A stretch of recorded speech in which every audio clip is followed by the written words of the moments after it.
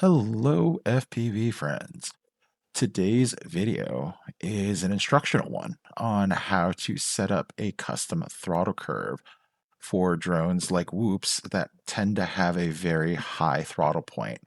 And because of that higher throttle point, it takes away some throttle resolution that you could be using to control the drone rather than trying to figure out and where that precise point you want to be is.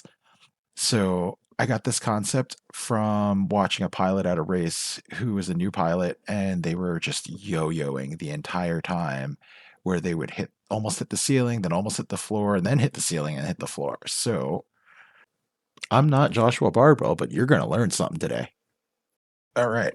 So you want to make sure you start by plugging in a fully charged battery, and then you are simply just going to arm the drone and you're going to raise the throttle till it just about starts to lift and then disarm without moving the throttle.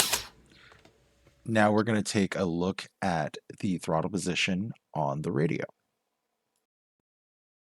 Okay, now that we have our hover throttle, we are going to go into the Whoop throttle resolution calculator. That'll be in the description of this video. And if you want to pause here and get that opened up, you can. Otherwise, once you open it up, what you want to do is go over to copy of master. And then right here where it says input hover throttle and hit enter, we're going to highlight that cell. We're going to type in -64 and then we hit enter.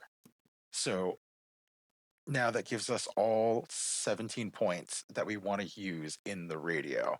So that means that in the radio, when we set up our custom curve, we're going to set point 1 as -100, point 2 at -64, then point 3 at -44, and so on and so forth, all the way up to we hit point 17. That'll be at 100% throttle. All right. Now that we have our 17 points and the throttles that they're supposed to be at. There we go.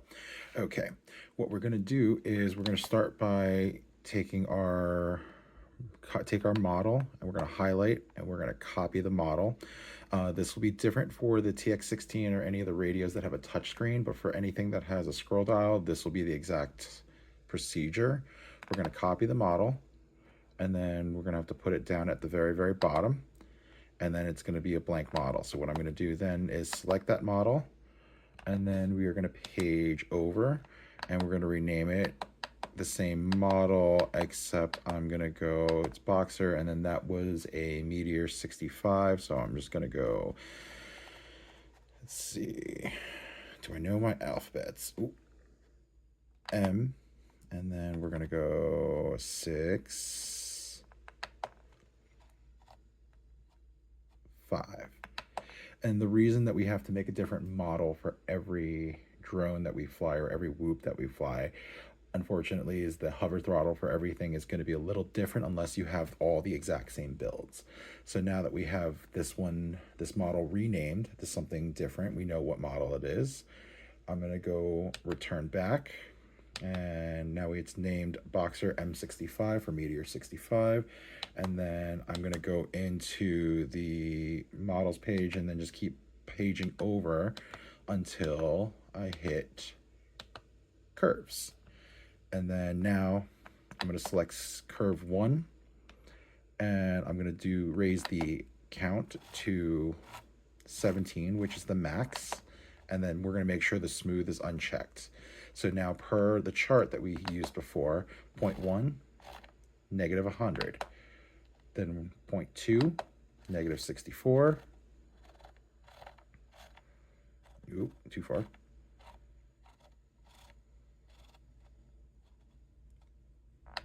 Then point 3 is -44.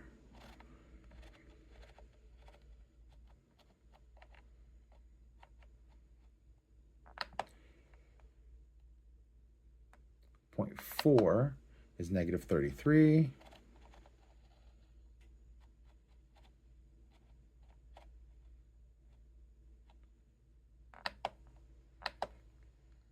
Then -23.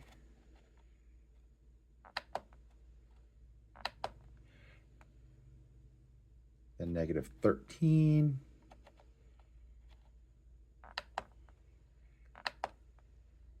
And -3. And then we're going to go to 8.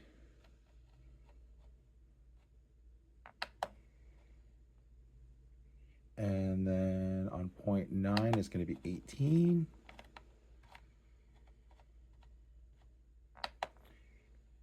Then 28.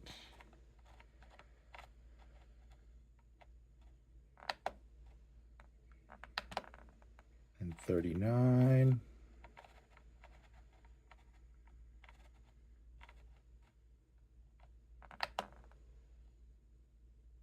Then 49.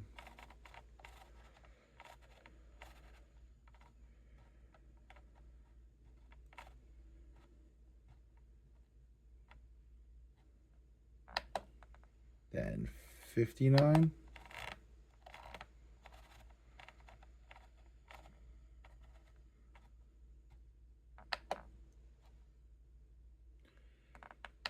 Then 69, giggity.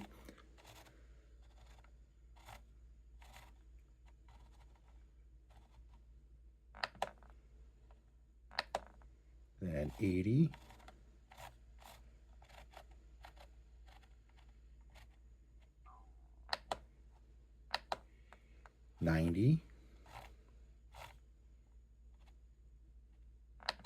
Last 100. Cool. And as you can see, it's pretty much a straight line right after it comes off of that initial throttle point. So now after this, we are going to go back out of the curves. And we know that we made this CV1. And in the Boxer or anything that has, again, the scroll wheel, not the touch screen, we are going to go back and apply this to our mixes page. I believe on a TX16, you have to do it on the inputs. I'm not 100% sure on that, but if it doesn't work in the mixes, you got to apply it to the inputs. So we're going to go to the throttle channel. We're going to hit edit. And then all we're going to do now is come down here to curve, select it, and we are going to go custom and change that to CV1. And then to verify that we have the curve set, we're going to come back to our main screen. And as you can see, throttle's all the way down right now. Can I? Oh, there we go. Oh, no. But if we can see one, we can't see the other. All right, so you're just going to have to believe me. Okay, I changed the blinds. We're going to try this again. So as you can see, 0 throttle, -100. And the second I start moving the throttle up, it jumps basically already past -64. Stop. And then from this throttle position all the way up, hey, there we go. Just had to wait for the backlight to turn off. Now we have a linear throttle basically from just off 0 throttle all the way up to the top. And that should help keep your throttle under control because you have more resolution. And even if you're an advanced pilot, give this a shot. I've been showing this to some advanced pilots and they've been loving it. Just because it gives them that little bit of extra resolution in that throttle to be more precise. Well, happy flying. Let me know what you think.